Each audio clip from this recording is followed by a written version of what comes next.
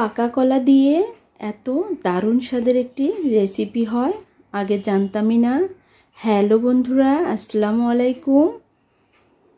উত্তরবঙ্গ রান্নাঘর থেকে স্বাগতম।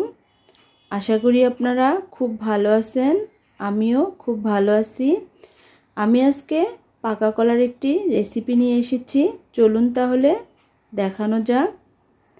আমি এখানে দুটি পাকা কলা নিয়েছি আর একটি ডিম নিয়েছি। এখন আমি দিয়ে দিচ্ছি হাফ কাপ পরিমাণ চিনি। এখন একটি কাঁটা চামচের সাহায্যে কলাগুলো মেশ করে নিব। দেখুন বন্ধুরা, আমি কলাগুলো মেশ করে নিচ্ছি।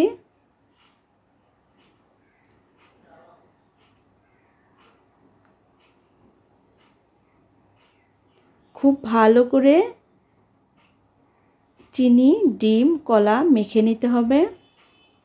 দেখুন বন্ধুরা, চিনি একদম গলে গিয়েছে। এখন আমি এখানে দিয়ে দিচ্ছি হাফ চামচের একটু কম লবণ আর দিয়ে দিচ্ছি 1 কাপ পরিমাণ আটা। এটি ময়দা দিয়েও করা যায়, আমি এখানে আটা দিয়ে করতেছি। এখন খুব ভালো করে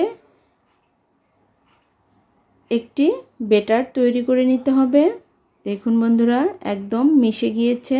ব্যাটারটা ঠিক এই মতো হবে, খুব ভারী বা পাতলা করা যাবে না। এখন আমি চুলায় একটি ফ্রাই প্যান বসিয়ে দিয়েছি। এখানে পরিমাণ মতো তেল দিয়ে দিয়েছি। তেলটা গরম হয়ে আসলে আমি ছোট ছোট করে এই কলার পিঠাগুলো দিয়ে দিব। আমি সবগুলো পিঠাই এভাবে দিয়ে দিচ্ছি। সবগুলো পিঠাই দিয়ে দেওয়া হয়ে গিয়েছে।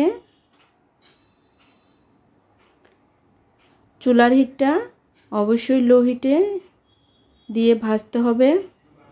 একটা পাশ হয়ে আসলে অপর পাশটি উল্টিয়ে দিতে হবে। দেখুন বন্ধুরা, কত সুন্দরভাবে আমার একটা পাশ হয়ে এসেছে। অপর পাশটি উল্টিয়ে দিচ্ছি।